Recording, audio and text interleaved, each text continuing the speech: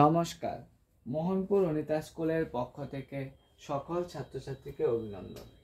আজকে আমরা যে ক্লাসটা করব সেটা হলো বাংলার কবি বৃন্দাবন দাস সম্পর্কে। যদিও বৃন্দাবন দাস সম্পর্কে সবকিছু তত্ত্ব পাওয়া সম্ভব নয় বা সবকিছু তত্ত্ব আমি পেতে গিয়ে দেখেছি বিভিন্ন বইয়ে বিভিন্ন রকম লেখা, তবু আমার কাছে যতটুকু যুক্তিযুক্ত মনে হয়েছে ততটুকু আমি তোমাদের সামনে উপস্থাপন করার চেষ্টা করেছি। তোমরা অবশ্যই চেষ্টা করবে এর চেয়ে আরো ভালো কিছু পাওয়ার জন্য বা ভালো কিছু পাও কিনা দেখবে। তবে আমি যতটুকু পেয়েছি তা নিয়েই তোমাদের সামনে একটা ক্লাস করলাম। অবশ্যই তোমরা তা কমেন্ট করে জানাবে। যদি কোনো জায়গায় ভুল ভ্রান্তি হয় তাহলে অবশ্যই আমি সেটা ঠিক করে দেওয়ার চেষ্টা করব। যাই হোক, আর কথা না বাড়িয়ে আমরা আজকে চলে যাই আমাদের ক্লাসের মূল বিষয়ের দিকে। আমাদের ক্লাসে আজকে বৃন্দাবন দাস সম্পর্কে আমরা জানব। হ্যাঁ, বৃন্দাবন দাস ছিলেন একজন শ্রী চৈতন্য জীবন কাল রূপের অন্যতম উল্লেখযোগ্য ব্যক্তি। তাছাড়া বৃন্দাবন দাস রচিত শ্রীমদ্ ভাগবত তার বিশেষ উল্লেখযোগ্য রচনা। নবদ্বীপে শ্রী চৈতন্য ভাগবত তার রচিত বিশেষ উল্লেখযোগ্য রচনা ছিল। নবদ্বীপের শ্রী চৈতন্যের অন্যতম ভক্ত ও প্রাসদ শ্রীবামার জ্যৈষ্ঠ ভ্রাতার কন্যা নারায়ণীর গর্ভে বৃন্দাবন দাস জন্মগ্রহণ করেছিলেন। তিনি বাল্যকালে মহাপ্রভুকে দর্শন করেন। তার গুরু নিত্যানন্দ তাকে পিতৃব্য শ্রদ্ধা করতেন। তারই নির্দেশে বৃন্দাবন দাস শ্রী চৈতন্য ভাগবত রচনা করেছিলেন। তারপর এই কাব্যটির প্রথমে, অর্থাৎ যে শ্রী চৈতন্য কাব্যটির প্রথমে নাম ছিল শ্রী চৈতন্য মঙ্গল। পরে বৃন্দাবন দাস গ্রন্থের নাম বদল করে রেখেছিলেন শ্রী চৈতন্য ভাগবত। তারপর শ্রী চৈতন্য ভাগবত 1542 থেকে 1576 মধ্যে রচিত হয়েছিল 3টি খণ্ডে, যথা আদিখণ্ডে শ্রী চৈতন্যের জন্ম থেকে গয়াধামে পিণ্ডদানের কাহিনী বা ঘটনা বর্ণিত আছে।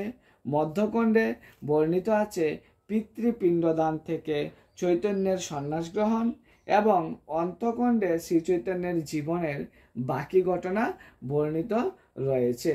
এই খণ্ডে কেশব ভারতীর কাছে পুরী ধামে দীক্ষা থেকে পুরী ধামে শ্রী চৈতন্যের অবস্থান বর্ণিত রয়েছে, মানে অন্তখণ্ডে।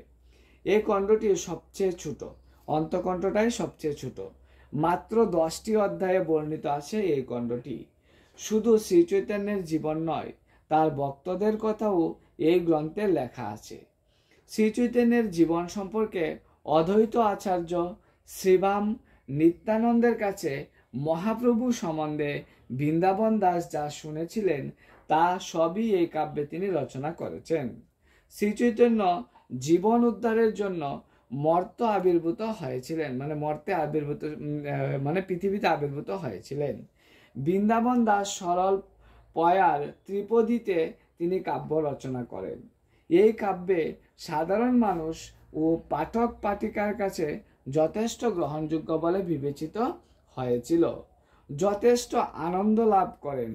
এই কাহিনীতে শ্রী চৈতন্যের অলৌকিক কাহিনীর সঙ্গে সঙ্গে শ্রী চৈতন্যের শৈশব, বাল্য, কৌশলের চিত্র দক্ষতার সঙ্গে চিত্রিত হয়েছে।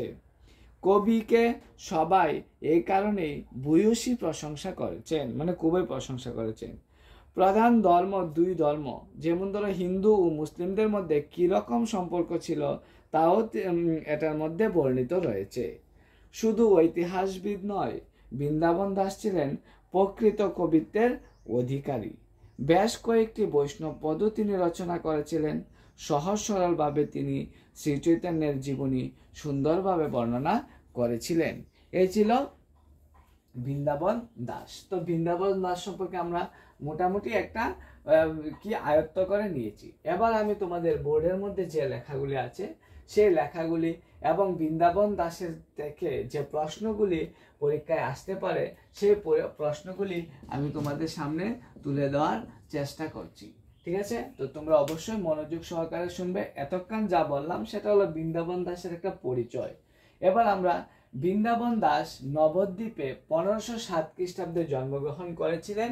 এই যে জায়গাটা আমি দিয়ে দিই, 1507 খ্রিস্টাব্দে জন্মগ্রহণ করেছিলেন এবং মৃত্যুবরণ হয়েছিল 1589 খ্রিস্টাব্দে। তো কোনো জায়গায় 1519 খ্রিস্টাব্দে জন্মগ্রহণ করেছেন দেওয়া রয়েছে, তো আনুমানিক 1519 খ্রিস্টাব্দে দিয়ে দেবে। আর এমনিতে হলো 1507 খ্রিস্টাব্দে, যেটা আমি বিশেষত অনেক জায়গায় পেয়েছি 1507 খ্রিস্টাব্দ থেকে 1589 খ্রিস্টাব্দ পর্যন্ত ছিল বৃন্দাবন দাসের সময়কাল। তিনি হালিশহর নতিগ্রামে জন্মগ্রহণ করেছিলেন। কোথায় জন্মগ্রহণ করেছিলেন? হালিশহর নতিগ্রামে জন্মগ্রহণ করেছিলেন। আমি আবারও একবার বলছি, বৃন্দাবন দাসের সময়কাল ছিল 1507 থেকে 1589 খ্রিস্টাব্দ পর্যন্ত। কোনো জায়গায় 1519 খ্রিস্টাব্দে, আনুমানিক 1519 খ্রিস্টাব্দে তিনি জন্মগ্রহণ করেছিলেন এমনও দেওয়া রয়েছে নবদ্বীপে, এবং হালিশহর নথিগ্রামে তিনি জন্মগ্রহণ করেছিলেন এবং মৃত্যু হয়েছিল 1589 খ্রিস্টাব্দে। বৃন্দাবন দাসের মায়ের নাম ছিল নারায়ণী দেবী। ঠিক আছে, বৃন্দাবন দাসের মায়ের নাম ছিল নারায়ণী। শ্রী চৈতন্যের আশীর্বাদে বৃন্দাবন দাসের জন্ম হয়েছিল। মানে কথিত রয়েছে শ্রী চৈতন্যের আশীর্বাদেই বৃন্দাবন দাসের জন্ম হয়েছিল। শ্রী চৈতন্য জীবনী কাব্যগুলির মধ্যে তার কাব্যগুলি ছিল সবচেয়ে বেশি জনপ্রিয়। যে শ্রী চৈতন্য সম্পর্কে যে কাব্যগুলি রয়েছে, সেই কাব্যগুলির মধ্যে বৃন্দাবন দাসের কাব্যগুলি ছিল খুবই জনপ্রিয়। বৃন্দাবন দাস নিত্যানন্দের শিষ্য ছিলেন। বৃন্দাবন দাস কার শিষ্য ছিলেন, এরকমও প্রশ্ন আসতে পারে। বৃন্দাবন দাস ছিলেন নিত্যানন্দের শিষ্য। ঠিক আছে, তারপর হলো কি, বৃন্দাবন দাসের শেষ জীবন অতিবাহিত হয় ধেনুর গ্রামে। তিনি যখন মৃত্যুবরণ করেছিলেন, বা বৃন্দাবন দাসের যে শেষ জীবন অতিবাহিত হয়েছিল, সেটা হয়েছিল ধেনুর গ্রামে। তোমরা অবশ্যই কিন্তু ওই জায়গাগুলি লক্ষ্য রাখবে। অর্থাৎ আমি আবার প্রথম থেকে যদি বলি, 1507 থেকে 1589 খ্রিস্টাব্দ পর্যন্ত ছিল বৃন্দাবন দাসের সময়কাল। তিনি আবার কোনো জায়গায় 1519 খ্রিস্টাব্দে ওনার জন্মগ্রহণ হয়েছে, সেটা আনুমানিক। হালি শহরের নথিগ্রামে তিনি জন্মগ্রহণ করেন নবদ্বীপে।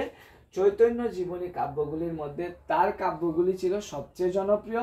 বৃন্দাবন দাস নিত্যানন্দের শিষ্য ছিলেন এবং বৃন্দাবন দাসের শেষ জীবনী অতিবাহিত হয়েছিল ধেনুর গ্রামে। বৈষ্ণব সমাজে তিনি ছিলেন চৈতন্য লীলার ব্যাস নামে পরিচিত। বৈষ্ণব সমাজে তিনি চৈতন্য লীলার ব্যাস নামে পরিচিত ছিলেন। বৃন্দাবন দাস সর্বপ্রথম চৈতন্য মঙ্গল নাম দিয়ে চৈতন্য জীবনী কাব্য লিখেছিলেন। ঠিক আছে, বৃন্দাবন দাস সর্বপ্রথম চৈতন্য মঙ্গল নাম দিয়ে তিনি চৈতন্য জীবনী কাব্য লিখেছিলেন। তার মায়ের নির্দেশে তিনি বৃন্দাবন দাসের নাম পরিবর্তন করেছিলেন। মানে তার মায়ের নির্দেশে সেটা বৃন্দাবন দাসের নাম পরিবর্তন হয়েছিল। তারপর হলো, বৃন্দাবন দাসের চৈতন্য ভাগবতের মোট অধ্যায় সংখ্যা ছিল 51টি। মোট অধ্যায় সংখ্যা যে চৈতন্য ভাগবত ছিল সেটাই বিশেষ উল্লেখযোগ্য ছিল, এবং তার যে মোট অধ্যায় সংখ্যা সেটা ছিল কি 51টি। চৈতন্য ভাগবতের প্রথম খণ্ড হলো আদিখণ্ড, মধ্যখণ্ড এবং অন্তখণ্ড। প্রথম যেতে চৈতন্য ভাগবত 3টা খণ্ডে বিভক্ত ছিল। একটা হলো কি আদিখণ্ড, একটা হলো মধ্যখণ্ড এবং একটা হলো অন্তখণ্ড। আদিখণ্ড, মধ্যখণ্ড এবং অন্তখণ্ড মনে রাখবে কিন্তু ওই জিনিসগুলো। আদিখণ্ডের মধ্যে কয়টা অধ্যায় ছিল, মধ্যখণ্ডে কয়টা অধ্যায় ছিল, মধ্যখণ্ডে কয়টা অধ্যায় ছিল এবং অন্তখণ্ডে কয়টা অধ্যায় ছিল সেটা আমি জানিয়ে দিয়েছি। দেখো, প্রথম খণ্ডে ছিল 15টি অধ্যায়, দ্বিতীয় খণ্ডে ছিল 26টি অধ্যায় এবং তৃতীয় খণ্ডে ছিল 10টি অধ্যায় বিভক্ত ছিল সেই 3টা খণ্ড। ঠিক আছে, তো বৃন্দাবন দাসের চৈতন্য ভাগবতের মোট অধ্যায় সংখ্যা ছিল 51টি। সেটা 3টা খণ্ডে বিভক্ত ছিল। সেগুলি হলো আদিখণ্ড, মধ্যখণ্ড এবং অন্তখণ্ড। আদিখণ্ডে ছিল 15টি অধ্যায় এবং যে মধ্যখণ্ডে ছিল 26টি অধ্যায় এবং অন্তখণ্ডে ছিল 10টি অধ্যায়। তারপর হলো চৈতন্য ভাগবতের প্রথম খণ্ড প্রেম বিলাস গ্রন্থটি নিত্যানন্দ দাসের লেখা। প্রেম বিলাস একটা গ্রন্থ আছে, সেই গ্রন্থটা কার লেখা? নিত্যানন্দ দাসের লেখা। অবশ্যই তুমি মনে রাখবে, প্রেম বিলাস যে গ্রন্থটা ছিল সেটা ছিল নিত্যানন্দ দাসের লেখা। বাংলায় লেখা প্রথম চৈতন্য কাব্য হলো চৈতন্য মঙ্গল। বাংলায় লেখা প্রথম চৈতন্য কাব্য হিসাবে কোনটি পরিচিত? তাহলে তোমরা এটা দেবে কি? চৈতন্য মঙ্গল। তারপর হলো শ্রী চৈতন্য ভাগবত, তার লেখা বিশেষ উল্লেখযোগ্য রচনা। শ্রী চৈতন্য ভাগবত যে গ্রন্থটা সেটা ছিল বৃন্দাবন দাসের একটা উল্লেখযোগ্য কাব্য এবং বিশেষ উল্লেখযোগ্য রচনা। এই কাব্যটির প্রথম নাম ছিল চৈতন্য মঙ্গল। অর্থাৎ যে চৈতন্য ভাগবত রচনা করেছিলেন এবং যেটা বাংলা কাব্যের মধ্যে বিশেষ উল্লেখযোগ্য, তার প্রথম যেটা ছিল সেটা ছিল, প্রথম নাম ছিল কি চৈতন্য মঙ্গল। তারপর শ্রী চৈতন্য তার নাম বদল করে সেটা চৈতন্য ভাগবত করেছিলেন। শ্রী চৈতন্যের ভাগবত রচিত হয় 1542 থেকে 76-এর মধ্যে, 3টি খণ্ডে রচিত হয়েছিল। শ্রী চৈতন্যের যে ভাগবত রচিত হয়েছিল সেটা 1542 খ্রিস্টাব্দে রচিত হয়েছিল, 3টা খণ্ডে বিভক্ত হয়ে। শুধু চৈতন্যের জীবনী নয়, তার ভক্তদের কথাও উল্লেখ আছে এই খণ্ডের মধ্যে, অর্থাৎ লাস্ট যে খণ্ডটা রয়েছে সেটার মধ্যে। তারপর হলো শ্রী চৈতন্যের জীবনী সম্পর্কে অদ্বৈত আচার্য শ্রীভাম নিত্যানন্দের কাছে মহাপ্রভু সম্পর্কে যা কিছু তিনি শুনেছিলেন সেগুলি তিনি এই অর্থাৎ এই মহাকাব্যের মধ্যে কি এটা মহাকাব্যটা ছিল ভাগবত কাব্যটার মধ্যে তিনি লিখে গিয়েছিলেন চৈতন্যের জীবনী সম্পর্কে, যে অদ্বৈত আচার্য শ্রীভাম নিত্যানন্দের কাছে মহাপ্রভু সম্পর্কে যা কিছু শুনেছিলেন সেটাই তিনি লিখেছিলেন। বৃন্দাবন দাস সরল প্রয়ার ত্রিপদীতে এই কাব্য রচনা করেছিলেন। সরল পয়ার ত্রিপদীতে তিনি এই কাব্যটি রচনা করেছিলেন। শুধু বৃন্দাবন দাস নয়, বৃন্দাবন দাস ছিলেন প্রকৃত কবিত্বের অধিকারী। শুধু ঐতিহাসবিদ নয়, তিনি একজন শুধু ঐতিহাসবিদ ছিলেন না, তিনি ছিলেন, বৃন্দাবন দাস ছিলেন প্রকৃত কবিত্বের অধিকারী। শুধু একজন ইতিহাসবিদ হিসাবে তিনি পরিচিত ছিলেন না, একজন কবিত্বের কি ছিলেন, অধিকারী হিসাবে তিনি পরিচিত ছিলেন। এই কাব্যে তিনি চৈতন্যের জীবনী সুন্দরভাবে প্রকাশ করেছিলেন সেই কাব্যটিতে, অর্থাৎ যে শ্রী চৈতন্য ভাগবত কাব্যটিতে তিনি চৈতন্যের জীবন সুন্দরভাবে প্রকাশ করেছিলেন। তার রচিত গোপিকা মোহন কাব্য বৈষ্ণব সমাজের আদরের বস্তু হয়ে রয়েছিল। গোপিকা মোহন কাব্য অর্থাৎ বৃন্দাবন দাসের রচিত গোপিকা মোহন কাব্যটি ছিল বৈষ্ণব সমাজের আদরের বস্তু। তাছাড়া তিনি আরো বিভিন্ন কাব্যগ্রন্থ রচনা করেছেন, সেটা হলো কৃষ্ণকর্ণা মৃত টিকা। কৃষ্ণকর্ণামৃত টিকা, একসঙ্গে শব্দটা হবে কৃষ্ণকর্ণামৃত টিকা, নিত্যানন্দ যুগলাষ্টক, নিত্যানন্দ যুগলাষ্টক এবং রসকল্প সারস্তম্ভ আর রামানুজ গুরু, এগুলি ছিল কি তার কাব্যগ্রন্থ। তিনি ছিলেন মধ্যযুগীয় এবং পদাবলী সাহিত্যের বিখ্যাত কবি। তিনি কোন যুগের? মধ্যযুগীয় এবং পদাবলী সাহিত্যের বিখ্যাত কবি ছিলেন এবং কখনো কখনো তাকে ষোড়শ শতকের শুরুতে ওনার জন্ম হয়েছিল। যদি তোমাদের আসে যে কোন শতকের কবি ছিলেন, ষোড়শ শতকে, মানে 16 শতকের শুরুতে তিনি জন্মগ্রহণ করেছিলেন। তাহলে বৃন্দাবন দাস সম্পর্কে আমি যতটুকু পেরেছি তোমাদের সামনে উপস্থাপন করেছি। যদি তোমাদের ভালো লাগে অবশ্যই তোমরা কমেন্ট করে জানাবে, এবং যদি কোনো জায়গায় ভুল হয়ে থাকে তাহলে অবশ্যই তোমরা জানাবে যে ওই জায়গাটা ভুল হয়েছে, আমি সেটা ঠিক করে দেওয়ার চেষ্টা করব। তাহলে আমরা সবটা ক্লাস আবার একবার সম্পূর্ণ শর্টে তৈরি করতে পারি। যেমন ধরো, বৃন্দাবন দাস জন্ম হয়েছিল 1507 খ্রিস্টাব্দ থেকে 1589 খ্রিস্টাব্দ পর্যন্ত নবদ্বীপে হালি শহর নতিগ্রামে জন্মগ্রহণ করেছিলেন, কিন্তু কোনো কোনো জায়গায় 1519 খ্রিস্টাব্দ দেওয়া আছে, সেটা হবে আনুমানিক। ওনার মায়ের নাম ছিল নারায়ণী।